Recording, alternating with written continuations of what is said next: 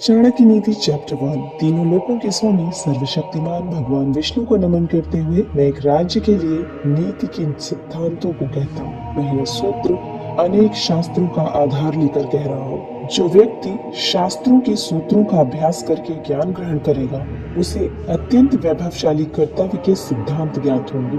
उसे इस बात का पता चलेगा कि किन बातों का अनुसरण करना चाहिए और किन का नहीं। उसे अच्छाई और बुराई का भी ज्ञात होगा और अंततः उसे सर्वोत्तम का भी ज्ञान होगा। इसलिए लोगों का भला करने के लिए मैं उन बातों को कहूँगा जिनसे लोग सभी चीजों को सही परिप्रेक्ष्य में देखेंगे। एक पंडित भी घोर कष्ट में आ जाता है यदि वह किसी मूर्ख को उपदेश देता है, यदि एक दुष्ट पत्नी का पालन पोषण करता है या किसी दुखी व्यक्ति के साथ अत्यंत घनिष्ठ संबंध बना लेता है। दुष्ट पत्नी, झूठा मित्र, बदमाश नौकर और सर्प के साथ निवास करना साक्षात मृत्यु के समान है। व्यक्ति को आने वाली मुसीबतों से निपटने के लिए धन संचय करना चाहिए। उसे धन संपदा त्याग कर भी पत्नी की सुरक्षा करनी चाहिए। लेकिन यदि बात आत्मा की सुरक्षा की हो तो उसे धन और पत्नी दोनों को तुच्छ समझना चाहिए। भविष्य में आने वाली मुसीबतों के लिए धन एकत्रित करें। ऐसा न सोचें कि धनवान व्यक्ति को मुसीबत कैसी। जब धन साथ छोड़ता है तो संगठित धन भी तेजी से घटने लगता है। उस देश में निवास न करें जहां आपकी कोई इज्जत नहीं, आप रोजगार नहीं कमा सकते, जहां आपका कोई मित्र नहीं और जहां आप कोई ज्ञान अर्जित नहीं कर सकते। ऐसी जगह पर एक दिन भी निवास न करें जहां निम्नलिखित 5 चीजें न हो। एक धनवान व्यक्ति, एक ब्राह्मण जो वैदिक शास्त्रों में निपुण हो, एक राजा, एक नदी और एक चिकित्सक। बुद्धिमान व्यक्ति को ऐसे देश में कभी नहीं जाना चाहिए जहां रोजगार कमाने का माध्यम न हो, जहां लोगों को किसी बात का भय न हो, जहां लोगों को किसी बात की लज्जा न हो, जहां लोग बुद्धिमान न हो और जहां लोगों की प्रवृत्ति दान धर्म की न हो। नौकर की परीक्षा तब करें जब वो कर्तव्य का पालन न कर रहा हो। रिश्तेदार की परीक्षा तब करें जब आप मुसीबत में घिरे हो। मित्र की परीक्षा विपरीत परिस्थितियों में करें और जब आपका वक्त अच्छा न चल रहा हो तब अपनी पत्नी की परीक्षा करें। अच्छा मित्र वही है जो हमें निम्नलिखित परिस्थितियों में नहीं त्यागे। आवश्यकता पड़ने पर, किसी दुर्घटना में पड़ने पर, जब अकाल पड़ा हो, जब युद्ध चल रहा हो, जब हमें राजा के दरबार में जाना पड़े और जब हमें शमशान घाट जाना पड़े। जो व्यक्ति किसी नाशवंत चीज के लिए कभी नाश नहीं होने वाली चीज को छोड़ देता है तो उसके हाथ से अविनाशी वस्तु तो चली जाती है और उसके साथ इसमें कोई संदेह नहीं कि नाशवान वस्तु को भी वो खो देता है। एक बुद्धिमान व्यक्ति को किसी इज्जतदार घर की अविवाहित कन्या के व्यंग होने के बावजूद भी उस कन्या से विवाह करना चाहिए। उसे किसी हीन घर की अत्यंत सुंदर स्त्री से विवाह नहीं करना चाहिए। शादी विवाह हमेशा बराबरी के घरों में उचित होता है। इन 4 पर कभी विश्वास न करें। नदियाँ, जिन व्यक्तियों के पास अस्त्र शस्त्र हो, नाखून और सींग वाले पशु, राजघरानों के लोगों पर अगर हो सके तो विष से भी अमृत निकाल ले। यदि सोना गंदगी में पड़ा हो तो उसे उठाएं, धोएं और अपनाएं। निचले कुल के जन्म लेने वालों से भी सर्वोत्तम ज्ञान ग्रहण करें। उसी तरह यदि कोई बदनाम घर की कन्या भी महान गुणों से संघनन है और आपको कोई सीख देती है तो उसे ग्रहण करें। महिलाओं में पुरुषों की अपेक्षा भूख 2 गुना, लज्जा 4 गुना, साहस 6 गुना और काम 8 गुना। चाणक्य नीति अध्याय 2। भोजन के योग्य पदार्थ और भोजन करने की क्षमता, पर्याप्त धनराशि तथा दान देने की भावना, ऐसे संयोगों का होना सामान्य तप का फल नहीं है। उस व्यक्ति ने धरती पर ही स्वर्ग को पा लिया जिसका पुत्र आज्ञाकारी है, जिसकी पत्नी उसकी इच्छा के अनुरूप व्यवहार करती है, जिसे अपने धन पर संतोष है। पुत्र वही है जो पिता का कहना मानता हो, पिता वही है जो पुत्र का पालन पोषण करे, मित्र वही है जिस पर आप विश्वास कर सकते हो और पत्नी वही है जिससे सुख प्राप्त हो। ऐसे लोगों से बचें जो आपके मुंह पर तो मीठी मीठी बातें करते हैं लेकिन आपके पीठ पीछे आपको बर्बाद करने की योजना बनाते हैं। ऐसा करने वाले तो उस विष के घड़े के समान है जिसकी ऊपरी सतह दूध से भरी है। एक बुरे मित्र पर तो कभी विश्वास न करें, एक अच्छे मित्र पर भी विश्वास न करें, क्योंकि यदि ऐसे लोग आपसे रुष्ट होते हैं तो आपके सभी राजों से पर्दा खोल देंगे। मन में सोचे हुए कार्यों को किसी के सामने प्रकट न करें, बल्कि मनपूर्वक उसकी सुरक्षा करते हुए उसे कार्य में परिणत कर दे। मूर्खता दुखदायी है, जवानी भी दुखदायी है, लेकिन इन सब से कहीं ज्यादा दुखदाई है किसी दूसरे के घर जाकर उसका एहसान लेना। हर पर्वत पर माणिक्य नहीं होते, हर हाथी के सिर पर मणि नहीं होती, सज्जन पुरुष भी हर जगह नहीं होते और हर वन में चंदन के वृक्ष भी नहीं होते। बुद्धिमान पिता को अपने पुत्र को शुभ गुणों की सीख देनी चाहिए, क्योंकि नीतिज्ञ और ज्ञानी व्यक्तियों की ही कुल में पूजा होती है। जो माता व पिता अपने बच्चों को शिक्षा नहीं देते वो तो बच्चों के शत्रु के समान है, क्योंकि वे विद्या विहीन बालक विद्वानों की सभा में वैसे ही तिरस्कृत किए जाते हैं जैसे हंसों की सभा में बगुले। लाड प्यार से बच्चों में गलत आदतें ढलती हैं, उन्हें कड़ी शिक्षा देने से अच्छी आदतें सीखते हैं। इसलिए बच्चों को जरूरत पड़ने पर दंडित करें, ज्यादा लाड ना करें। ऐसा एक भी दिन नहीं जाना चाहिए जब आपने एक श्लोक, आधा श्लोक, चौथाई श्लोक या श्लोक का केवल एक अक्षर नहीं सीखा, या आपने दान, अभ्यास या कोई पवित्र कार्य नहीं किया। पत्नी का वियोग होना, अपने ही लोगों से बेइज्जत होना, बचा हुआ ऋण, दुष्ट राजा की सेवा करना, गरीबी एवं दरिद्रों की सभा, ये 6 बातें शरीर को बिना अग्नि के ही जला देती है। नदी के किनारे वाले वृक्ष, दूसरे व्यक्तियों के घर में जाने अथवा रहने वाली स्त्री एवं बिना मंत्रियों का राजा, ये सब निश्चय ही शीघ्र नष्ट हो जाते हैं। वेश्या को निर्धन व्यक्ति को त्याग देना चाहिए, प्रजा को पराजित राजा को त्याग देना चाहिए, पक्षियों को फल रहित वृक्ष त्याग देना चाहिए एवं अतिथियों को भोजन करने के पश्चात मेजबान के घर से निकल देना चाहिए। ब्राह्मण दक्षिणा मिलने के पश्चात अपने यजमानों को छोड़ देते हैं। विद्वान विद्या प्राप्ति के बाद गुरु को छोड़ देते हैं और पशु जले हुए वन को त्याग देते हैं। जो व्यक्ति दुराचारी, कुदृष्टि वाले एवं बुरे स्थानों पर रहने वाले मनुष्य के साथ मित्रता करता है वो शीघ्र ही नष्ट हो जाता है। प्रेम और मित्रता बराबर वालों में अच्छी लगती है। राजा के यहाँ नौकरी करने वाले को ही सम्मान मिलता है। व्यवसायों में वाणिज्य सबसे अच्छा है एवं उत्तम गुणों वाली स्त्री अपने घर में सुरक्षित रहती है। चाणक्य नीति अध्याय 3। इस दुनिया में ऐसा किसका घर है जिस पर कोई कलंक नहीं? वो कौन है जो रोग और दुख से मुक्त है? सुख सदा किसको रहता है? मनुष्य के कुल की ख्याति उसके आचरण से होती है। मनुष्य के बोलचाल से उसके देश की ख्याति बढ़ती है। मान सम्मान उसके प्रेम को बढ़ाता है एवं उसके शरीर का गठन उसके भोजन से बढ़ता है। लड़की का ब्याह अच्छे खानदान में करना चाहिए। पुत्र को अच्छी शिक्षा देनी चाहिए।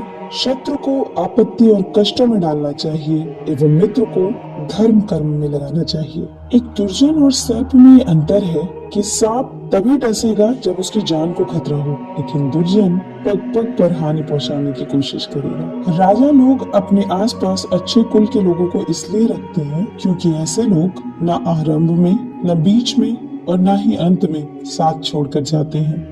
जब प्रलय का समय आता है तो समुद्र भी अपनी मर्यादा छोड़कर किनारों को छोड़ अथवा तोड़ जाते हैं, लेकिन सज्जन पुरुष प्रलय के समान भयंकर आपत्ति एवं विपत्ति में भी अपनी मर्यादा नहीं बदलते। मूर्खों के साथ मित्रता नहीं रखनी चाहिए, उन्हें त्याग देना ही उचित है, क्योंकि प्रत्यक्ष रूप से वे 2 पैरों वाले पशु के समान है, जो अपने धारदार वचनों से वैसे ही हृदय को छलनी करता है जैसे अदृश्य कांटा शरीर में घुसकर छलनी करता है। रूप और यौवन से संपन्न तथा कुलीन परिवार में जन्म लेने पर भी विद्याहीन पुरुष पलाश के फूलों के समान है, जो सुंदर तो है लेकिन खुशबू रहित है। कोयल की सुंदरता उसके गायन में है, एक स्त्री की सुंदरता उसके अपने परिवार के प्रति समर्पण में है, एक खूबसूरत आदमी की सुंदरता उसके ज्ञान में है तथा एक तपस्वी की सुंदरता उसकी क्षमाशीलता में है। कुल की रक्षा के लिए एक सदस्य का बलिदान दे, गांव की रक्षा के लिए एक कुल का बलिदान दे, देश की रक्षा के लिए एक गांव का बलिदान दे, आत्मा की रक्षा के लिए देश का बलिदान दे। जो उद्यमशील है वो गरीब नहीं हो सकते, जो हरदम भगवान को याद करते हैं उन्हें पाप छू भी नहीं सकता, जो मौन रहते हैं वो झगड़ों में नहीं पड़ते, जो जागृत रहते हैं निर्भय होते हैं। अत्यधिक सुंदरता के कारण सीता हरण हुआ, अत्यंत घमंड के कारण रावण का अंत हुआ, अत्यधिक दान के कारण राजा बाली को भी बंधन में बंधना पड़ा। अतः सर्वत्र अति को त्यागना चाहिए। शक्तिशाली लोगों के लिए कौन सा कार्य कठिन है, व्यापारियों के लिए कौन सी जगह दूर है, विद्वानों के लिए कोई देश विदेश नहीं, मधुभाषियों का कोई शत्रु नहीं। जिस तरह सारा वन केवल एक ही पुष्प एवं सुगंध भरे वृक्ष से महक जाता है, उसी तरह एक ही गुणवान पुत्र पूरे कुल का नाम बढ़ाता है। जिस प्रकार केवल एक सूखा हुआ जलता वृक्ष संपूर्ण वन को जला देता है, उसी तरह एक ही कुपुत्र सारे कुल की मान, मर्यादा और प्रतिष्ठा को नष्ट कर देता है। एक विद्वान एवं सदाचारी पुत्र के कारण संपूर्ण परिवार वैसे ही खुशहाल रहता है जैसे चंद्रमा के निकलने पर रात्रि जगमगा उठती है। ऐसे अनेक पुत्र किस काम के जो दुख और निराशा पैदा करे। इससे तो वो एक ही पुत्र अच्छा है जो संपूर्ण घर को सहारा और शांति प्रदान करे। 5 साल तक पुत्र को लाड़ प्यार से पालना चाहिए। 10 साल तक उसे छड़ी की मार से डराइए, लेकिन जब वो 15 साल का हो जाए तो उससे मित्र के समान व्यवहार करे। वो व्यक्ति सुरक्षित रह सकता है जो नीचे दी गई परिस्थितियां उत्पन्न होने पर भाग जाए। नंबर 1, भयावह आपदा। नंबर 2, विदेशी आक्रमण। नंबर 3, भयंकर अकाल। नंबर 4, दुष्ट व्यक्ति का संग। जो व्यक्ति निम्नलिखित बातें अर्जित नहीं करता वो बार बार जन्म लेकर मरता है। नंबर 1, धर्म। नंबर 2, अर्थ। नंबर 3, काम। नंबर 4, मोक्ष। धन की देवी लक्ष्मी स्वयं वहां चली आती है जहां नंबर 1, मूर्खों का सम्मान नहीं होता। नंबर 2, अनाज का अच्छे से भंडारण किया जाता है। नंबर 3, पति पत्नी में आपस में लड़ाई बखेड़ा नहीं होता है। चाणक्य नीति अध्याय 4। निम्नलिखित बातें माता के गर्भ में ही निश्चित हो जाती हैं। नंबर 1, व्यक्ति कितने साल जिएगा। नंबर 2, किस प्रकार का काम करेगा। नंबर 3, उसके पास कितनी संपत्ति होगी। नंबर 4, उसकी मृत्यु कब होगी। पुत्र, मित्र, सगे संबंधी साधुओं को देखकर भागते हैं, लेकिन जो लोग साधुओं का अनुसरण करते हैं उनमें भक्ति जागृत होती है और उनके उस पुण्य से उनका सारा कुल धन्य हो जाता है। जैसे मछली दृष्टि से, कछुआ ध्यान देकर और पंछी स्पर्श करके अपने बच्चों को पालते हैं, वैसे ही सतजन पुरुषों की संगति मनुष्य का पालन पोषण करती है। जब आपका शरीर स्वस्थ है और आपके नियंत्रण में है, आत्म साक्षात्कार का उपाय कर लेना चाहिए, क्योंकि मृत्यु हो जाने के बाद कोई कुछ नहीं कर सकता। विद्या अर्जन करना ये एक कामधेनु के समान है जो हर मौसम में अमृत प्रदान करती है। वो विदेश में माता के समान रक्षक और हितकारी होती है, इसलिए विद्या को एक गुप्त धन कहा जाता है। सैकड़ों गुण रहित पुत्रों से अच्छा एक गुणी पुत्र है, क्योंकि एक चंद्रमा ही रात्रि के अंधकार को भगाता है और वही असंख्य तारे भी ये काम नहीं कर पाते। एक ऐसा बालक जो जन्मते वक्त मृत था, एक मूर्ख दीर्घायु बालक से बेहतर है। पहला बालक तो एक क्षण के लिए दुख देता है, दूसरा बालक अपने माँ बाप को जिंदगी भर दुख की अग्नि में जलाता है। निम्नलिखित बातें व्यक्ति को बिना आग के ही जलाती हैं। नंबर 1, एक छोटे गांव में बसना जहां रहने की सुविधाएं उपलब्ध नहीं। नंबर 2, एक ऐसे व्यक्ति के यहाँ काम करना जो नीच कुल में पैदा हुआ है। नंबर 3, अस्वास्थ्य वर्धक भोजन का सेवन करना। नंबर 4, जिसकी पत्नी हरदम गुस्से में होती है। नंबर 5, जिसको मूर्ख पुत्र है। नंबर 6, जिसकी पुत्री विधवा हो गई हो। वो गाय किस काम की जो न दूध देती है और न बच्चे को जन्म देती है। उसी प्रकार उस बच्चे का जन्म भी किस काम का जो न ही विद्वान हुआ और न ही भगवान का भक्त हुआ। जब व्यक्ति जीवन के दुख से झुलसता है तो उसे निम्नलिखित ही सहारा देते हैं, पुत्र और पुत्री, पत्नी, भगवान के भक्त। ये बातें एक ही बार होनी चाहिए। नंबर 1, राजा का बोलना। नंबर 2, विद्वान व्यक्ति का बोलना। नंबर 3, लड़की का ब्याहना। जब आप तप करते हैं तो अकेले करें, अभ्यास करते हैं तो दूसरों के साथ करें, गायन करते हैं तो 3 लोग करें, कृषि 4 लोग करें, युद्ध अनेक लोग मिलकर करें। वही अच्छी पत्नी है जो शुचिपूर्ण है, पारंगत है, शुद्ध है, पति को प्रसन्न रखने वाली है और सत्यवादी है। जिस व्यक्ति के पास पुत्र नहीं है उसका घर उजाड़ है, जिसे कोई सगे संबंधी नहीं है उसकी सभी दिशाएं उजाड़ है। मूर्ख व्यक्ति का हृदय उजाड़ है, निर्धन व्यक्ति का सब कुछ उजाड़ है। जिस आध्यात्मिक सीख का आचरण नहीं किया जाता वो जहर है। जिसका पेट खराब है उसके लिए भोजन जहर है। निर्धन व्यक्ति के लिए लोगों के किसी सामाजिक या व्यक्तिगत कार्यक्रम में एकत्र होना जहर है। जिस व्यक्ति के पास धर्म और दया नहीं है उसे दूर करो। जिस गुरु के पास आध्यात्मिक ज्ञान नहीं है उसे दूर करो। जिस पत्नी के चेहरे पर हरदम घृणा है उसे दूर करो। जिन रिश्तेदारों के पास प्रेम नहीं है उन्हें दूर करो। सतत भ्रमण करना व्यक्ति को बूढ़ा बना देता है। यदि घोड़े को हरदम बांध कर रखते हैं तो वो बूढ़ा हो जाता है। धूप में रखने से कपड़े पुराने हो जाते हैं। इन बातों को बार बार गौर करें। सही समय, सही मित्र, सही ठिकाना, पैसे कमाने के सही साधन, पैसा खर्चा करने के सही तरीके, आपके ऊर्जा स्रोत। द्विज अग्नि में भगवान देखते हैं। भक्तों के हृदय में परमात्मा का वास होता है। जो अल्पमति के लोग होते हैं वो मूर्ति में भगवान देखते हैं, लेकिन जो व्यापक दृष्टि रखने वाले लोग होते हैं वो ये जानते हैं कि भगवान सर्व। चाणक्य नीति अध्याय 5। ब्राह्मणों को अग्नि की पूजा करनी चाहिए, दूसरे लोगों को ब्राह्मणों की पूजा करनी चाहिए, पत्नी को पति की पूजा करनी चाहिए तथा दोपहर के भोजन में आने के लिए जो अतिथि आए उसकी सभी को पूजा करनी चाहिए। सोने की परख उसे घिस कर, काट कर, गर्म करके और पीट कर की जाती है। उसी तरह व्यक्ति का परीक्षण वो कितना त्याग करता है, उसका आचरण कैसा है, उसमें गुण कौन से हैं और उसका व्यवहार कैसा है, इससे होता है।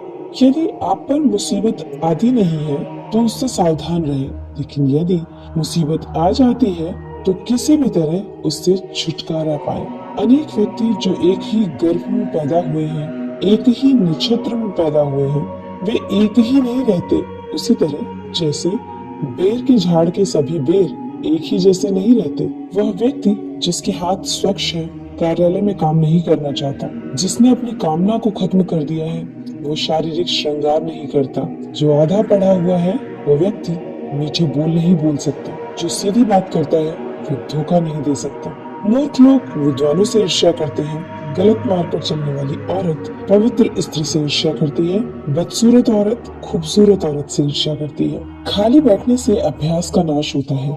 दूसरों को पैसा देखभाल के लिए देने से पैसे का नाश होता है। गलत ढंग से बुआई करने वाला किसान अपने बीजों का नाश करता है। यदि सेनापति नहीं है तो सेना का नाश होता है। अर्जित विद्या अभ्यास से सुरक्षित रहती है।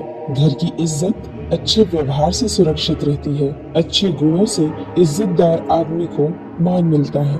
किसी भी व्यक्ति का गुस्सा उसकी आंखों में दिखता है। जो वैदिक ज्ञान की निंदा करते हैं, शास्त्र सम्मत जीवन शैली का मजाक उड़ाते हैं, शांतिपूर्ण स्वभाव के लोगों का मजाक उड़ाते हैं, ऐसे लोग बिना किसी आवश्यकता के दुख को प्राप्त करते हैं। दान गरीबी को खत्म करता है।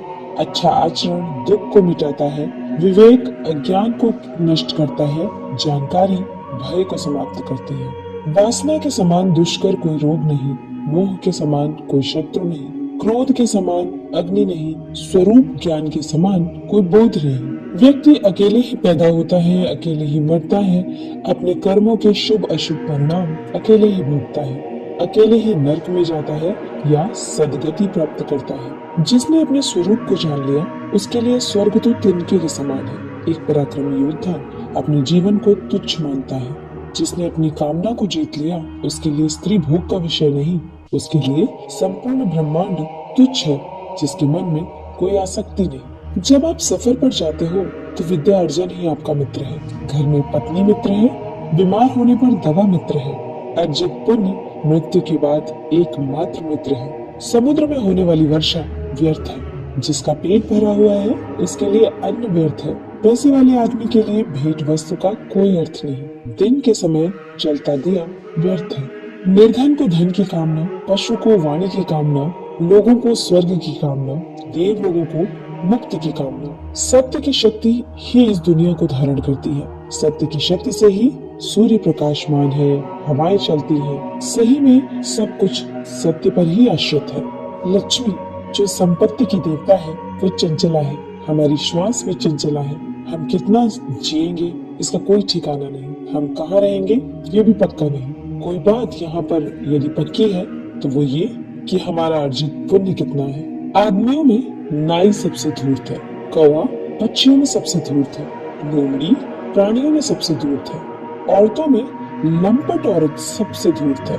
ये सब आपके पिता हैं। नंबर 1 जिसने आपको जन्म दिया है। नंबर 2 जिसने आपका यज्ञोपवीत संस्कार किया है। नंबर 3 जिसने आपको पढ़ाया है। नंबर 4 जिसने आपको भोजन दिया है। नंबर 5 जिसने आपको भयपूर्ण परिस्थितियों में बचाया है। इन सब को अपनी माताएं समझे। नंबर 1 राजा की पत्नी, नंबर 2 गुरु की पत्नी, नंबर 3 मित्र की पत्नी, नंबर 4 पत्नी की माँ, नंबर 5 आपकी माँ। चाणक्य नीति अध्याय 6। श्रवण करने से धर्म का ज्ञान होता है, द्वेष दूर होते हैं, ज्ञान की प्राप्ति होती है और माया की आसक्ति से मुक्ति होती है। पक्षियों में कौवा नीच है, पशुओं में कुत्ता नीच है। जो तपस्वी पाप करता है वो घिनौना है, लेकिन जो दूसरों की निंदा करता है वो सबसे बड़ा चंडाल है। राख से घिसने पर पीतल चमकता है, तांबा इमली से साफ होता है, औरतें पोदर से शुद्ध होती हैं, नदी बहती रहे तो साफ रहती है। राजा, ब्राह्मण और तपस्वी योगी जब दूसरे देश जाते हैं तो आदर पाते हैं, लेकिन औरत यदि भटक जाती है तो बर्बाद हो जाती है। धनवान व्यक्ति के कई मित्र होते हैं, उसके कई संबंधी भी होते हैं। धनवान को ही आदमी कहा जाता है और पैसे वाले को ही पंडित कहकर नवाजा जाता है। सर्वशक्तिमान की इच्छा से ही बुद्धि काम करती है, वही कर्मों को नियंत्रित करता है। उसी की इच्छा से आसपास में मदद करने वाले लोग आ जाते हैं। काल सभी जीवों को निपुणता प्रदान करता है, वो सभी जीवों का संहार भी करता है। वो जागता रहता है जब सब सो जाते हैं। काल को कोई जीत नहीं सकता। जो जन्म से अंधे हैं वो देख नहीं सकते, उसी तरह जो वासना के अधीन है वो भी देख नहीं सकते। अहंकारी व्यक्ति को भी कभी ऐसा नहीं लगता कि वो कुछ बुरा कर रहा है, और जो पैसे के पीछे पड़े हैं उनको उनके कर्मों में कोई पाप दिखाई नहीं देता। जीवात्मा अपने कर्मों के मार्ग से जाता है और जो भी भले बुरे परिणाम कर्मों में आते हैं उन्हें भोगता है। अपने ही कर्मों से वो संसार में बंधता है और अपने ही कर्मों से वो बंधनों से छूटता है। राजा को उसके नागरिकों के पाप लगते हैं, राजा के यहाँ काम करने वाले पुजारी को राजा के पाप लगते हैं, पति को पत्नी के पाप लगते हैं, गुरु को उसके शिष्यों के पाप लगते हैं। अपने ही घर में व्यक्ति के शत्रु हो सकते हैं। जिसका बाप यदि हरदम कर्ज में डूबा रहता है, उसकी माँ यदि किसी दूसरे पुरुष से संग करती है, सुंदर पत्नी वो लड़का जिसने शिक्षा प्राप्त न की हो। एक लालची आदमी को भेंट वस्तु देकर संतुष्ट कर सकते हैं, एक कठोर आदमी को हाथ जोड़कर संतुष्ट करें, एक मूर्ख को सम्मान देकर संतुष्ट करें, एक विद्वान आदमी को सच बोलकर संतुष्ट करें। एक बेकार राज्य का राजा होने से बेहतर है कि व्यक्ति किसी राज्य का राजा ना हो। एक पापी का मित्र होने से बेहतर है कि व्यक्ति बिना मित्र का हो। एक मूर्ख का गुरु होने से बेहतर है कि व्यक्ति बिना शिष्य वाला हो। एक बुरी पत्नी होने से बेहतर है कि व्यक्ति बिना पत्नी वाला हो। एक बेकार राज्य के लोग सुखी कैसे हो, एक पापी से किसी शांति की प्राप्ति कैसे हो, एक बुरी पत्नी के साथ घर में कौन सा सुख प्राप्त हो सकता है, एक नालायक शिष्य को शिक्षा देकर कैसे कीर्ति प्राप्त हो। शेर से एक बात सीखे, बगुले से एक, मुर्गे से 4, कौवे से 5, कुत्ते से 6 और गधे से 3। शेर से एक बढ़िया बात सीखे कि आप जो भी करना चाहते हो एक दिली से और जबरदस्त प्रयास से करें। बुद्धिमान व्यक्ति अपनी इंद्रियों को बगुले की तरह वश में करते हुए अपने लक्ष्य को जगह, समय और योग्यता का पूरा ध्यान रखते हुए पूर्ण करे। मुर्गे से ये 4 बातें सीखें। नंबर 1 सही समय पर उठे, नंबर 2 निडर बने और लड़े, नंबर 3 संपत्ति का रिश्तेदारों से उचित बंटवारा करें, नंबर 4 अपने भोजन की व्यवस्था खुद करें। कौवे से ये 4 बातें सीखें। नंबर 1 निडरता, नंबर 2 उपयोगी वस्तुओं का संचय करें, नंबर 3 सभी ओर दृष्टि घुमाएं, नंबर 4 दूसरों पर आसानी से विश्वास न करें। कुत्ते से ये बातें सीखें। बहुत भूख हो पर खाने को कुछ न मिले या कम मिले तो भी संतोष करें। नंबर 2 गाढ़ी नींद में हो तो भी क्षण भर में उठ जाए। नंबर 3 अपने स्वामी के प्रति बेझिझक ईमानदारी रखें। नंबर 4 निडरता।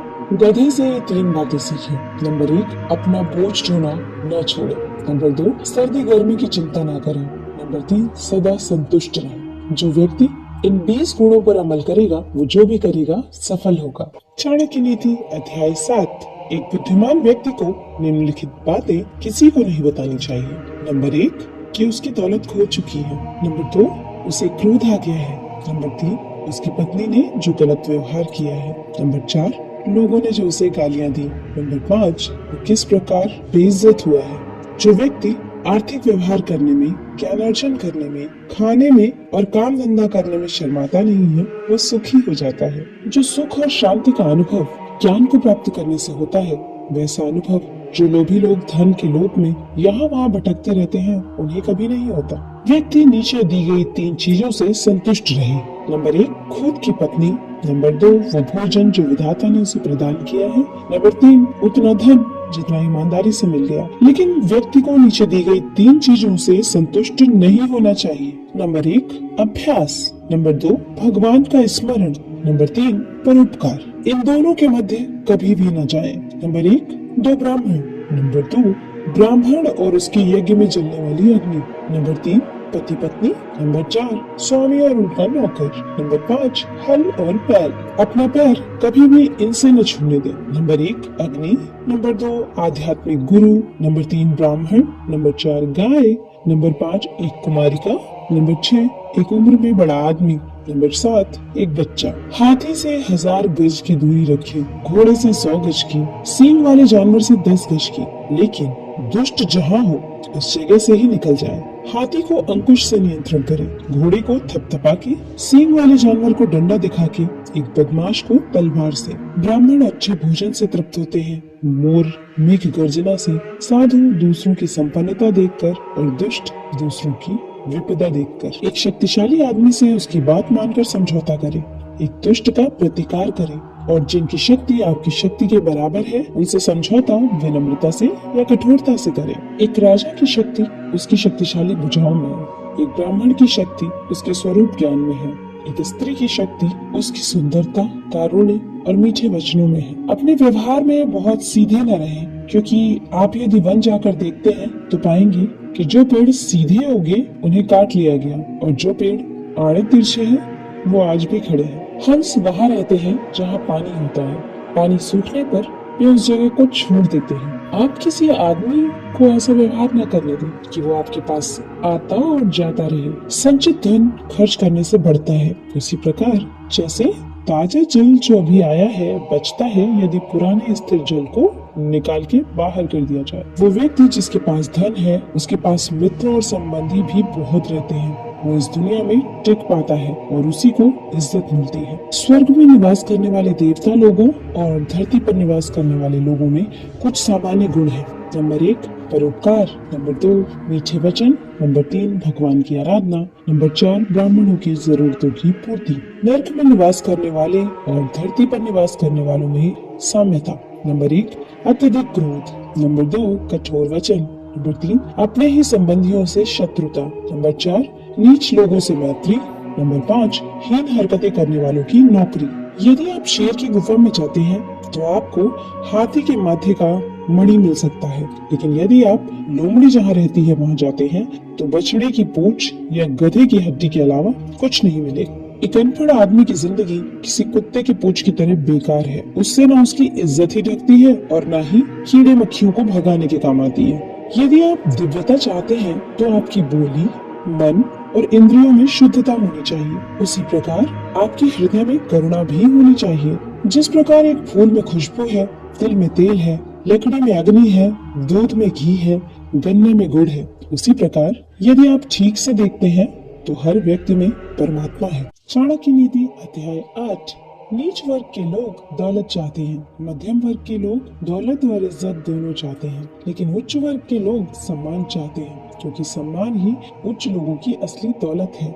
दीपक अंधेरे का भक्षण करता है, इसलिए काला धुआं बनता है। इसी प्रकार जिस प्रकार का अन्न आप खाते हैं उसी प्रकार के हमारे विचार उत्पन्न होते हैं। हे विद्वान पुरुष, अपनी संपत्ति केवल पात्र को ही दे और दूसरों को कभी न दे। जो जल बादल को समुद्र देता है वो बड़ा मीठा होता है। बादल वर्षा करके वो जल पृथ्वी के सभी चल अचल जीवों को दे देता है और फिर उसे समुद्र को लौटा देता है। शरीर पर मालिश करने के बाद, शमशान में चिता का धुआं शरीर पर आने के बाद, संभोग करने के बाद, दाढ़ी बनाने के बाद, जब तक आदमी नहा न ले वो चांडाल रहता है। जल अपच की दवा है, जल चैतन्य निर्माण करता है। यदि उसे भोजन पच जाने के बाद पीते हैं, पानी को भोजन के बाद तुरंत पीना विष पीने के समान है। यदि ज्ञान को उपयोग में न लाया जाए तो वो खो जाता है। यदि आदमी अज्ञानी हो तो वो खो जाता है। सेनापति के बिना सेना खो जाती है, पति के बिना पत्नी खो जाती है। वो आदमी अभागा है जो अपने बुढ़ापे में पत्नी की मृत्यु देखता है। वो भी अभागा है जो अपनी संपदा संबंधियों को सौंप देता है। वो भी अभागा है जो खाने के लिए दूसरों पर निर्भर है। ये बातें बेकार है, वेद मंत्रों का उच्चारण करना लेकिन निहित यज्ञ कर्मों को न करना, यज्ञ करना लेकिन बाद में लोगों को दान देकर तृप्त न करना। पूर्णता तो भक्ति से होती है। भक्ति भी सभी सफलताओं का मूल है। एक संयमित मन के समान कोई तप नहीं, संतोष के समान कोई सुख नहीं, लोभ के समान कोई रोग नहीं, दया के समान कोई गुण नहीं। क्रोध साक्षात यम है, तृष्णा नरक की ओर ले जाने वाली वैतरणी है, ज्ञान कामधेनु है, संतोष ही तो नंदनवन है। नीति की उत्तमता ही व्यक्ति के सौंदर्य का गहना है।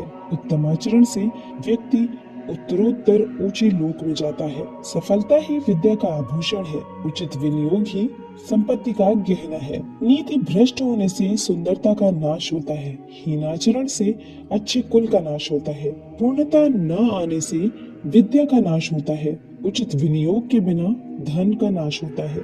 जो जल धरती में समा गया वो शुद्ध है। परिवार को समर्पित पत्नी शुद्ध है। लोगों का कल्याण करने वाला राजा शुद्ध है। वो ब्राह्मण शुद्ध है जो संतुष्ट है। असंतुष्ट ब्राह्मण, संतुष्ट राजा, लज्जा रखने वाली वेश्या, कठोर आचरण करने वाली गृहिणी, ये सभी लोग विनाश को प्राप्त होते हैं। क्या करना ऊंचे कुल का यदि बुद्धिमत्ता न हो। एक नीच कुल में उत्पन्न होने वाले विद्वान व्यक्ति का सम्मान देवता भी करते हैं। विद्वान व्यक्ति लोगों से सम्मान पाता है। विद्वान उसकी विद्वता के लिए हर जगह सम्मान पाता है। ये बिल्कुल सच है कि विद्या हर जगह सम्मानित है। जो लोग दिखने में सुंदर हैं, जवान हैं, ऊंचे कुल में पैदा हुए हैं, वो बेकार है यदि उनके पास विद्या नहीं है। वो तो पलाश के फूल के समान जो दिखते तो अच्छे हैं पर महकते नहीं। ये धरती उन लोगों के भार से दबी रह जाती है जो मांस खाते हैं, दारू पीते हैं, बेवकूफ हैं। वे सब तो आदमी होते हुए भी पशु हैं। उस यज्ञ के समान कोई शत्रु नहीं जिसके उपरांत लोगों को बड़े पैमाने पर भोजन न कराया जाए। ऐसे यज्ञ राज्यों को खत्म कर देते हैं। यदि पुरोहित यज्ञ में ठीक से उच्चारण न करे तो यज्ञ उसे खत्म कर देता है, और यदि यजमान लोगों को दान एवं भेंट वस्तु न दे तो वो भी यज्ञ द्वारा खत्म हो जाता है। चाणक्य नीति अध्याय 9। तात, यदि तुम जन्म मरण के चक्र से मुक्त होना चाहते हो तो जिन विषयों के पीछे तुम इंद्रियों की संतुष्टि के लिए भागते फिरते हो उन्हें ऐसे त्याग दो जैसे तुम विष को त्याग देते हो। इन सब को छोड़कर हे तात, तितिक्षा, ईमानदारी का आचरण, दया, शुचिता और सत्य, इसका अमृत पियो। वो कमीने लोग जो दूसरों की गुप्त खामियों को उजागर करते फिरते हैं उसी तरह नष्ट हो जाते हैं जिस तरह कोई सांप चींटियों के टीलों में जाकर मर जाता है। शायद किसी ने ब्रह्मा जी जो इस सृष्टि के निर्माता है को यह सलाह नहीं दी कि वो स्वर्ण को सुगंध प्रदान करे, गन्ने के झाड़ में फल प्रदान करे, चंदन के वृक्ष को फूल प्रदान करे, विद्वान को धन प्रदान करे, राजा को लंबी उम्र प्रदान करे। अमृत सबसे बढ़िया औषधि है। इंद्रिय सुख से अच्छा भोजन सर्वश्रेष्ठ सुख है। नेत्र सभी इंद्रियों में श्रेष्ठ है। मस्तक शरीर के सभी भागों में श्रेष्ठ है। कोई संदेश वाहक आकाश में जा नहीं सकता। आकाश से कोई खबर आ नहीं सकती। वहाँ रहने वाले लोगों की आवाज सुनाई नहीं देती और उनके साथ कोई संपर्क नहीं हो सकता। इसलिए वो ब्राह्मण जो सूर्य और चंद्र की भविष्यवाणी करता है उसे विद्वान मानना चाहिए। इन सातों को जगा दे यदि ये सो जाए। नंबर 1 विद्यार्थी, नंबर 2 सेवक, नंबर 3 पथिक, नंबर 4 भूखा आदमी, नंबर 5 डरा हुआ आदमी, नंबर 6 खजाने का रक्षक और नंबर 7 खजांची। इन सातों को नींद से नहीं जगाना चाहिए। नंबर 1 सांप, नंबर 2 राजा, नंबर 3 बाघ, नंबर 4 डंक मारने वाला कीड़ा, नंबर 5 छोटा बच्चा, नंबर 6 दूसरों का कुत्ता और नंबर 7 मूर्ख। जिन्होंने वेदों का अध्ययन पैसा कमाने के लिए किया और जो नीच काम करने वाले लोगों का दिया हुआ अन्न खाते हैं उनके पास कौन सी शक्ति हो सकती है। वो ऐसे भुजंगों के समान है जो दंश नहीं कर सकते, जिसके डांटने से सामने वाले के मन में डर पैदा नहीं होता और प्रसन्न होने के बाद वो सामने वाले को कुछ नहीं देता। वो ना किसी की रक्षा कर सकता है और ना किसी को नियंत्रित कर सकता है। ऐसा आदमी भला क्या कर सकता है। यदि नाग अपना फन खड़ा करे तो भले ही वो जहरीला ना हो तो भी उसका ये करना सामने वाले के मन में डर पैदा करने को पर्याप्त है। यहाँ ये बात कोई मायने नहीं रखती कि वो जहरीला है कि नहीं। सुबह उठकर दिन भर जो दांव आप लगाने वाले हैं उसके बारे में सोचें। दोपहर को अपनी माँ को याद करें, रात को चोरों को न भूलें।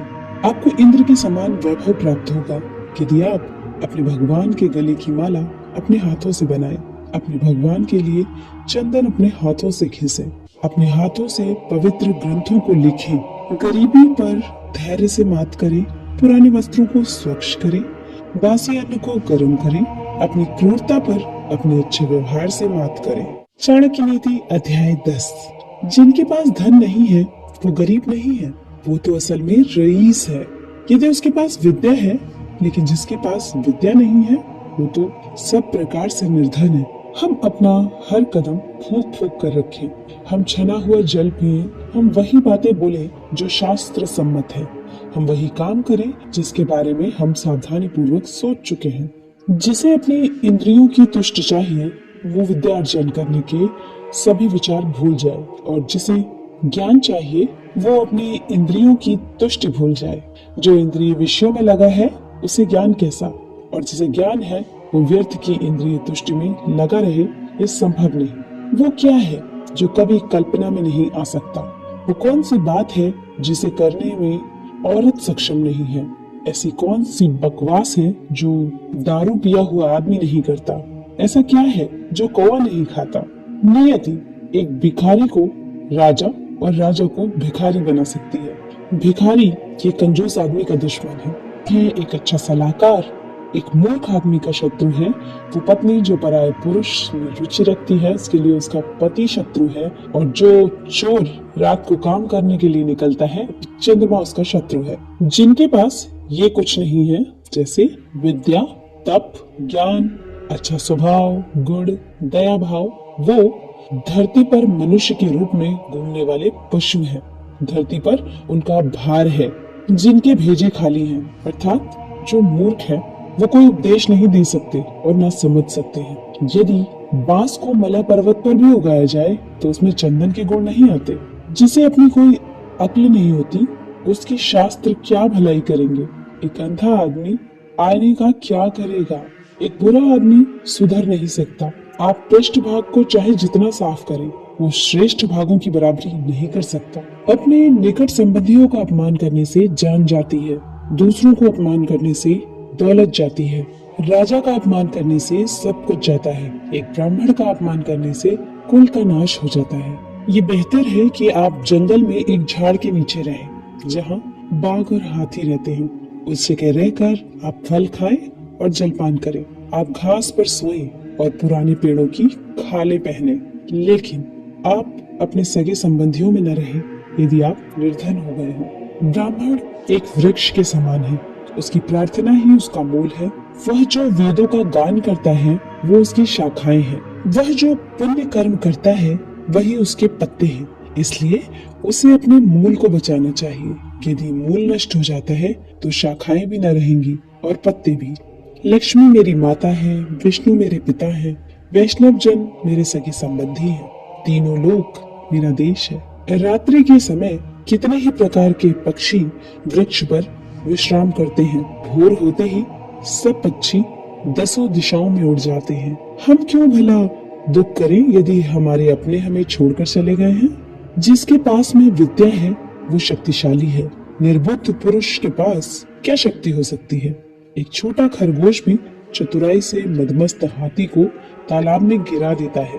हे विश्वंभर, तू सबका पालन करता है, मैं मेरे गुजारे की चिंता क्यों करूं जब मेरा मन तेरी महिमा गाने में लगा हुआ है। आपके अनुग्रह के बिना एक माता की छाती से दूध नहीं बह सकता और शिशु का पालन नहीं हो सकता। मैं हरदम यही सोचता हूँ कि हे यदुवंशियों के प्रभु, हे लक्ष्मीपति, मेरा पूरा समय आपकी ही चरण सेवा में खर्च करता रहूं। चाणक्य नीति अध्याय 11। उदारता, वचनों में मधुरता, साहस, आचरण में विवेक, ये बातें कोई पा नहीं सकता। ये मूल में होनी चाहिए। जो अपने समाज को छोड़कर दूसरे समाज को जा मिलता है वो उसी राजा की तरह नष्ट हो जाता है जो अधर्म के मार्ग पर चलता है। हाथी का शरीर कितना विशाल है, लेकिन एक छोटे से अंकुश से नियंत्रित हो जाता है। एक दिया घने अंधकार का नाश करता है। क्या अंधेरे से दिया बड़ा है? एक कड़कती हुई बिजली एक पहाड़ को तोड़ देती है। क्या बिजली पहाड़ जितनी विशाल है? जी नहीं, बिल्कुल नहीं। वही बड़ा है जिसकी शक्ति छा जाती है। इससे कोई फर्क नहीं पड़ता कि आकार कितना है। जो घर गृहस्थी के काम में लगा रहता है वो कभी ज्ञान प्राप्त नहीं कर सकता। मांस खाने वाले के हृदय में दया नहीं हो सकती। लोभी व्यक्ति कभी सत्य भाषण नहीं कर सकता और एक शिकारी में कभी शुद्धता नहीं हो सकती।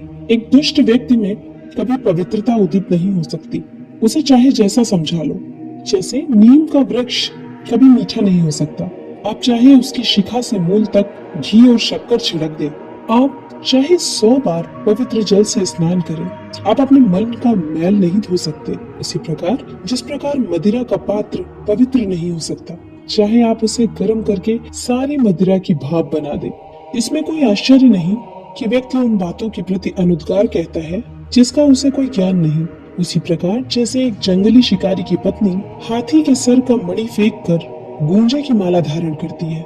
जो व्यक्ति 1 साल तक भोजन करते समय भगवान का ध्यान करेगा और मुंह से कुछ नहीं बोलेगा, उसे 1000 करोड़ वर्ष तक स्वर्गलोक की प्राप्ति होगी। एक विद्यार्थी पूर्ण रूप से निम्नलिखित बातों का त्याग करे। नंबर 1 काम, नंबर 2 क्रोध, नंबर 3 लोभ, नंबर 4 स्वादिष्ट भोजन की अपेक्षा, नंबर 5 शरीर का श्रृंगार, नंबर 6 अत्यधिक जिज्ञासा, नंबर 7 अधिक निद्रा, नंबर 8 शरीर निर्वाह के लिए अत्यधिक प्रयास। वो ब्राह्मण जो दुकानदारी में लगा है असल में वैश्य ही है। निम्न स्तर के लोगों से जिस व्यवसाय में संपर्क आता है वो व्यवसाय ब्राह्मण को शूद्र बना देता है।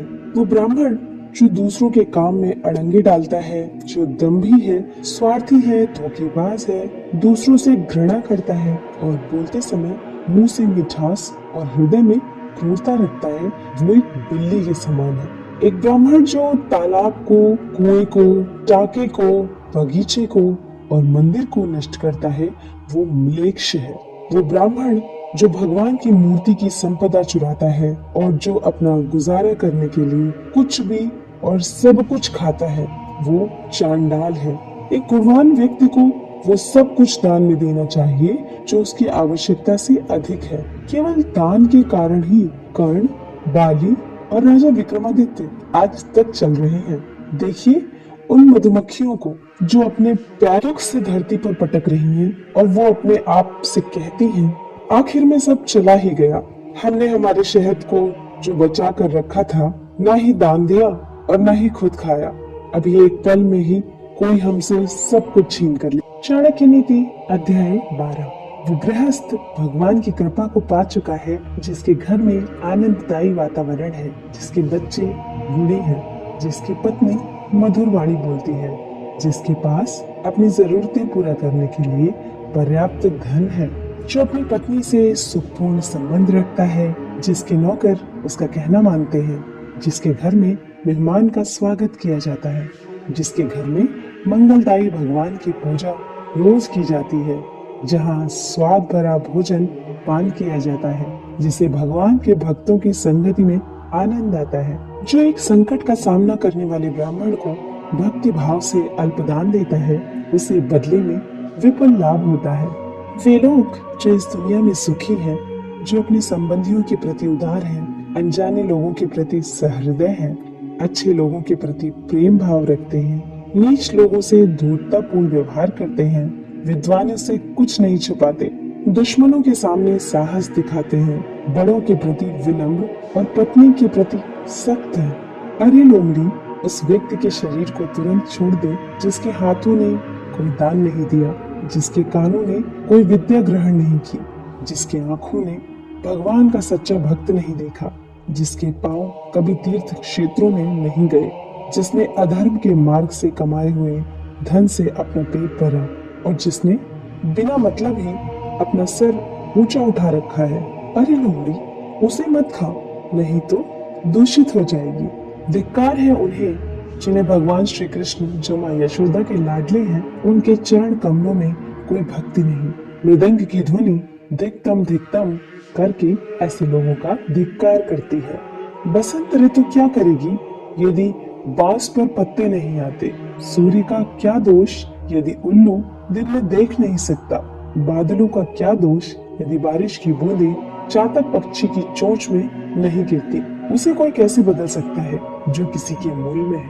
एक दुष्ट के मन में सद्गुणों का उदय हो सकता है यदि वह एक भक्त के सत्संग करता है, लेकिन दुष्ट का संग करने से भक्त दूषित नहीं होता। जमीन पर जो फूल गिरता है उससे धरती सुगंधित होती है, लेकिन पुष्प को धरती की गंध नहीं लगती। उसका सही से कल्याण हो जाता है जिसे भक्त के दर्शन होते हैं। भक्त में तुरंत शुद्ध करने की क्षमता है। पवित्र क्षेत्र में तो लंबे समय के संपर्क से शुद्धि होती है। एक अजनबी ने एक ब्राह्मण से पूछा, बताइए इस शहर में महान क्या है? ब्राह्मण ने जवाब दिया कि खजूर के पेड़ का समूह महान है। अजनबी ने सवाल किया, यहाँ दानी कौन है? जवाब मिला कि यह धोबी जो सुबह से कपड़े ले जाता है और शाम को लौटाता है। प्रश्न हुआ, यहाँ सबसे काबिल कौन है? जवाब मिला, यहाँ हर कोई दूसरे का द्रव्य और दारा हरण करने में काबिल है। प्रश्न हुआ कि आप ऐसी जगह रह कैसे लेते हैं? जवाब मिला कि जैसे एक कीड़ा एक दुर्गंध युक्त जगह पर रहता है। वो घर जहाँ ब्राह्मणों के चरण कमल को धोया नहीं जाता, जहाँ वैदिक मंत्रों का जोर से उच्चारण नहीं होता और जहाँ भगवान को और पितरों को भोग नहीं लगाया जाता, वो घर एक शमशान है। सत्य मेरी माता है, आध्यात्मिक ज्ञान मेरा पिता है, धर्माचरण मेरा बंधु है, दया मेरा मित्र है, भीतर की शांति मेरी पत्नी है, क्षमा मेरा पुत्र है।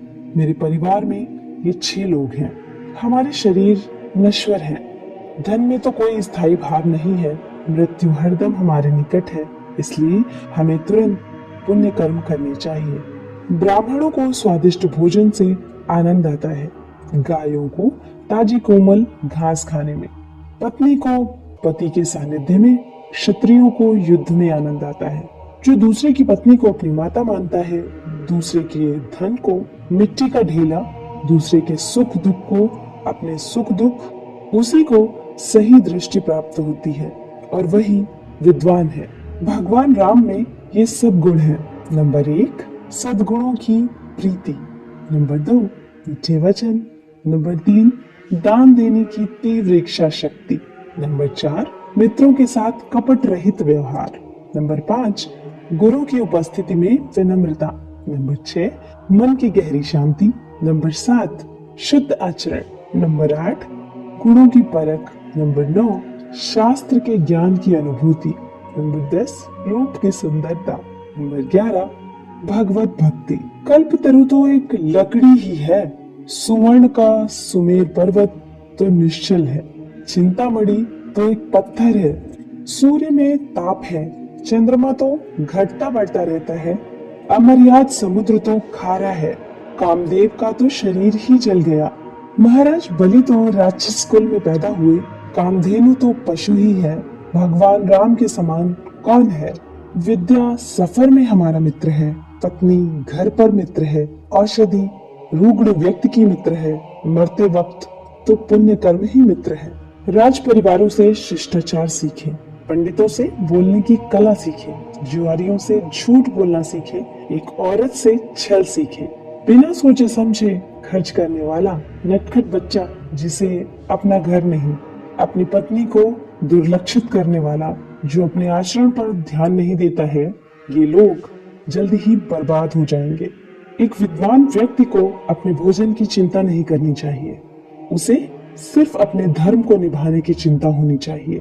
हर व्यक्ति का भोजन पर जन्म से ही अधिकार है। जिसे दौलत, अनाज और विद्या अर्जित करने में और भोजन करने में शर्म नहीं आती, वह सुखी रहता है। बूंद बूंद से सागर बनता है, इस तरह बूंद बूंद से ज्ञान, गुण और संपत्ति प्राप्त होते हैं। जो व्यक्ति अपने बुढ़ापे में भी मूर्ख है, वो सचमुच ही मूर्ख है। उसी प्रकार जिस प्रकार इंद्र वरुण का फल कितना भी पके मीठा नहीं होता। चाणक्य नीति अध्याय 13। यदि आदमी एक पल के लिए भी जिए तो भी उस पल को शुभ कर्म में खर्च करे। एक कल्प तक जीकर कोई लाभ नहीं। दोनों लोक, इस लोक और परलोक में तकलीफ होती है। हम उसके लिए न पछताएं जो बीत गया, हम भविष्य की चिंता भी न करें। विवेक बुद्धि रखने वाले लोग केवल वर्तमान में जीते हैं। यह देवताओं का, सज्जनों का और पालकों का स्वभाव है कि वे जल्दी प्रसन्न हो जाते हैं। निकट के और दूर के रिश्तेदार तब प्रसन्न होते हैं जब उनका आदर सम्मान किया जाए, उनके नहाने का, खाने पीने का प्रबंध किया जाए। पंडित जन उन्हें आध्यात्मिक संदेश का मौका दिया जाता है तो प्रसन्न होते हैं। जब बच्चा माँ के गर्भ में होता है तो ये 5 बातें तय हो जाती हैं। नंबर 1, कितनी लंबी उम्र होगी। नंबर 2, वो क्या करेगा। नंबर 3, कितना धन अर्जित करेगा। नंबर 4, कितना ज्ञान अर्जित करेगा। नंबर 5, मौत कब होगी। देखिए क्या आश्चर्य है, बड़े लोग अनोखी बातें करते हैं। वे पैसे को तो तिनके की तरह मामूली समझते हैं, लेकिन जब वे उसे प्राप्त करते हैं तो उसके भार से और विनम्र होकर झुक जाते हैं। जो व्यक्ति अपने घर के लोगों से बहुत आसक्ति रखता है वो भय और दुख को पाता है। आसक्ति ही दुख का मूल है। जिसे सुखी होना है उसे आसक्ति छोड़नी पड़ेगी। जो भविष्य के लिए तैयार है और जो किसी भी परिस्थिति को चतुराई से निपटा सकता है, ये दोनों व्यक्ति सुखी हैं।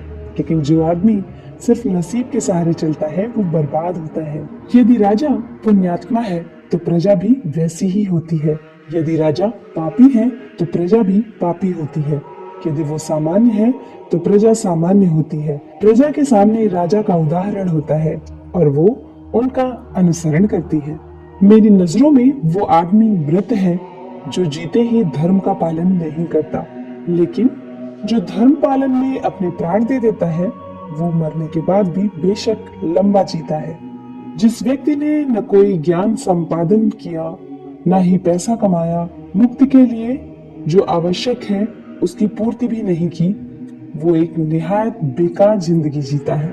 जो नीच कुल होते हैं वे दूसरों की कीर्ति को देखकर जलते हैं। वो दूसरों के बारे में अपशब्द कहते हैं क्योंकि उनकी कुछ करने की औकात नहीं होती। यदि विषय बहुत प्रिय है तो वो बंधन में डालते हैं। विषय सुख की अनासक्ति से मुक्ति की और गति होती है। इसलिए मुक्ति या बंधन का मूल मन ही है। जो आत्म स्वरूप का बोध होने से खुद को शरीर नहीं मानता वो हरदम समाधि में रहता है, भले ही उसका शरीर कहीं भी चला जाए। किसी को सब सुख प्राप्त हुए जिसकी कामना की, सब कुछ भगवान के हाथ में है। इसलिए हमें संतोष में जीना होगा। जिस प्रकार एक गाय का बछड़ा हजारों गायों में अपनी माँ के पीछे चलता है, उसी तरह कर्म आदमी के पीछे चलते हैं। जिसके काम करने में कोई व्यवस्था नहीं उसे कोई सुख नहीं मिल सकता। लोगों के बीच या वन में, लोगों के मिलने से उसका हृदय जलता है और वन में तो कोई सुविधा होती ही नहीं। यदि आदमी उपकरण का सहारा ले तो गर्भ जल से पानी निकाल सकता है। उसी तरह यदि विद्यार्थी अपने गुरु की सेवा करे तो गुरु के पास जो ज्ञान निधि है वो उसे प्राप्त हो सकती है। हमें अपने कर्म का फल मिलता है हमारी बुद्धि पर। इसके पहले हमने जो कर्म किए हैं उसका निशान है। इसलिए जो विद्वान लोग हैं वो सोच विचार कर कर्म करते हैं। जिस व्यक्ति ने आपको आध्यात्मिक महत्ता का एक अक्षर भी पढ़ाया हो उसकी पूजा करनी चाहिए।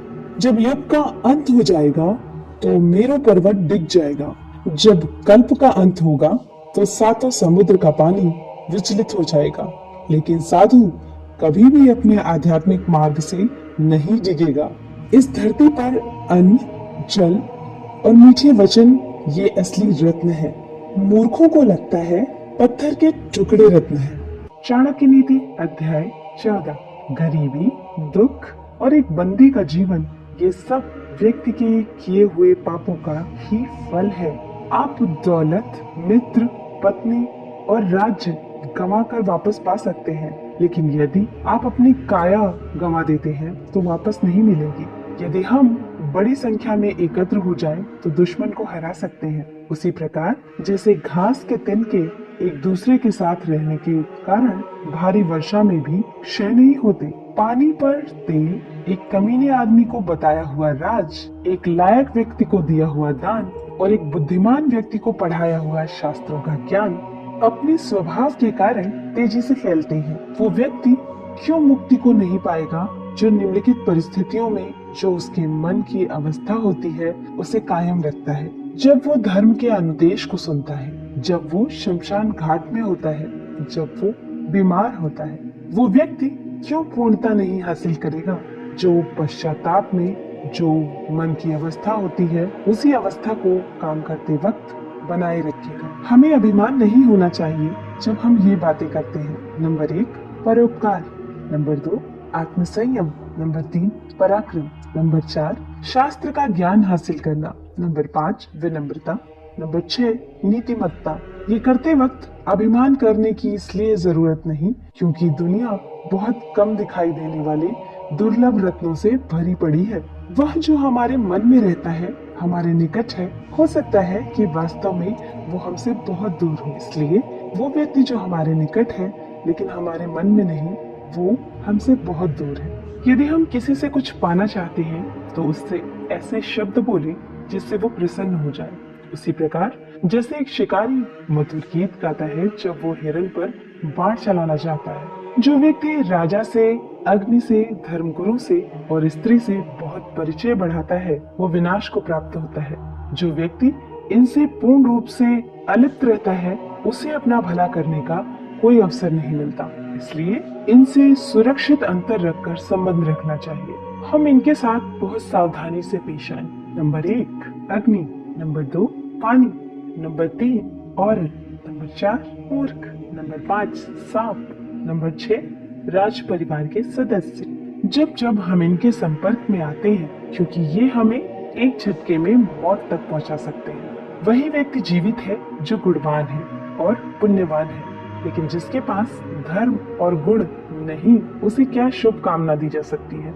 यदि आप दुनिया को एक काम करके जीतना चाहते हैं तो इन 15 को अपने काबू में रखो, इन्हें इधर उधर भागने न दे। 5 इंद्रियों के विषय। नंबर 1 जो दिखाई देता है, 2 जो सुनाई देता है, 3 जिसकी गंध आती है, 4 जिसका स्वाद आता है, 5 जिसका स्पर्श होता है। 5 इंद्रिय।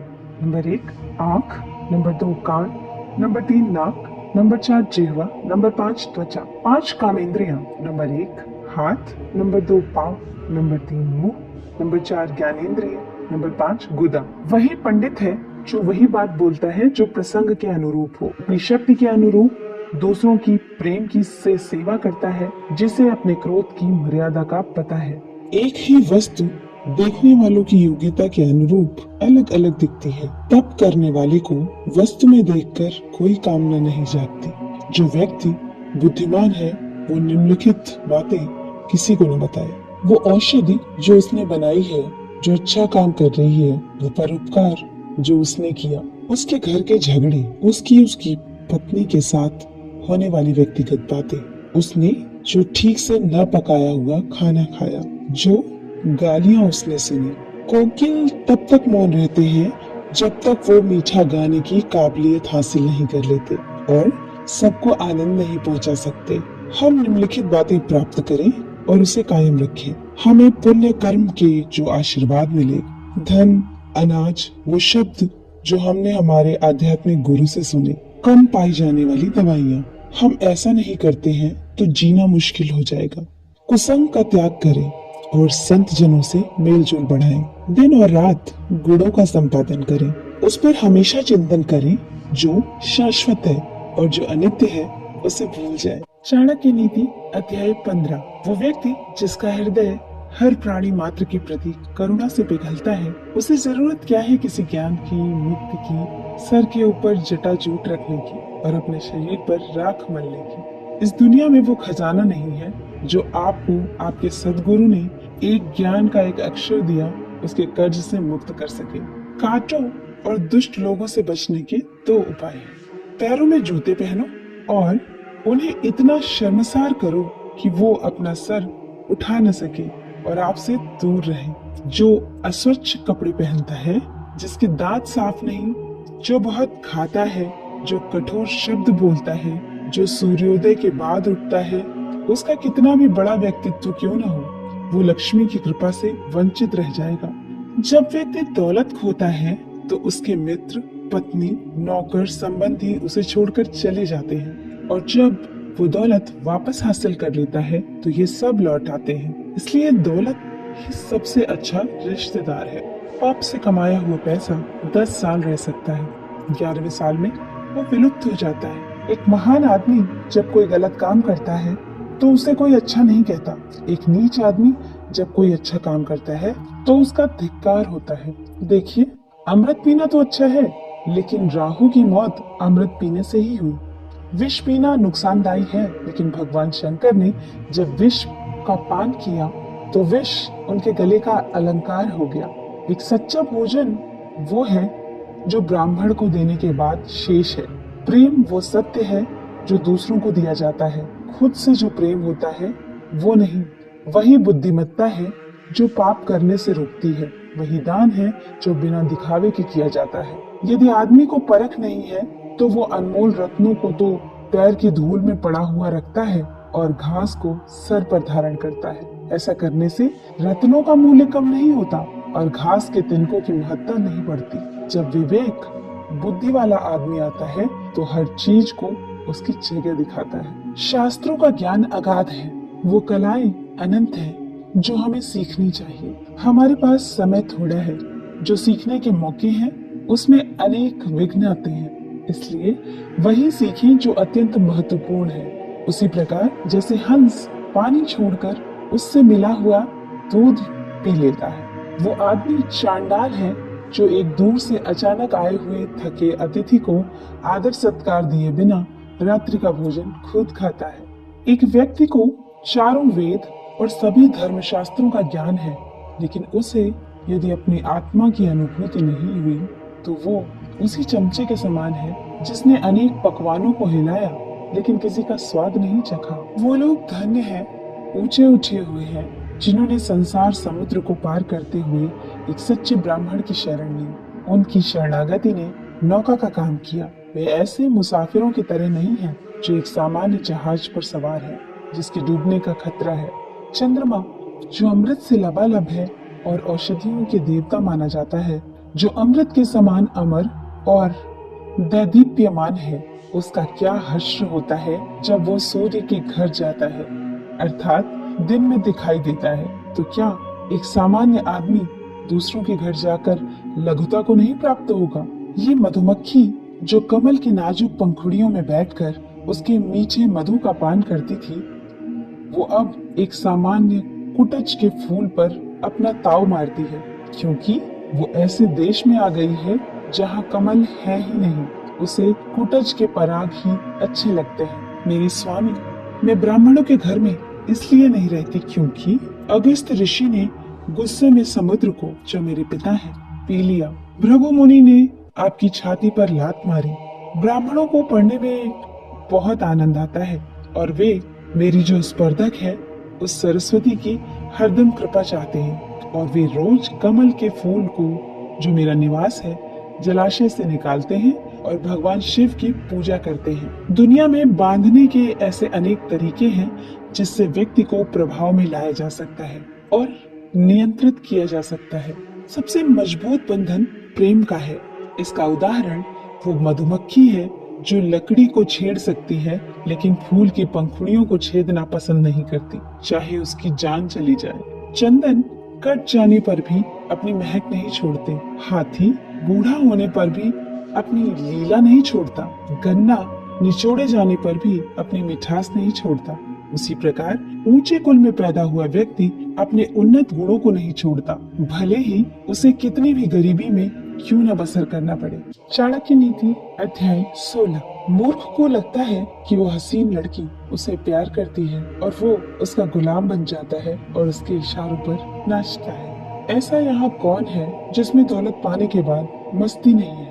क्या कोई बेलगाम आदमी अपने संकटों पर रोक लगा पाया है? इस दुनिया में किस आदमी को औरत ने कब्जे में नहीं किया? किसके ऊपर राजा की हरदम मेहरबानी रही? किसके ऊपर समय के प्रकोप नहीं हुए? किस भिखारी को यहाँ शोहरत मिली? किस आदमी ने दुष्ट के दुर्गुण पाकर सुख को प्राप्त किया? व्यक्ति को महत्ता उसके गुण प्रदान करते हैं। वो जिन पदों पर काम करता है सिर्फ उससे कुछ नहीं होता। क्या आप एक कौवे को गरुड़ कहेंगे यदि वो एक ऊंची इमारत की छत पर जाकर बैठता है? जो व्यक्ति गुणों से रहित है लेकिन जिसकी लोग सराहना करते हैं वो दुनिया में काबिल माना जा सकता है। लेकिन जो आदमी खुद की ही डींगे हाँकता है वो अपने आप को दूसरों की नजरों में गिराता है, भले ही वो स्वर्ग का राजा इंद्र क्यों ना हो।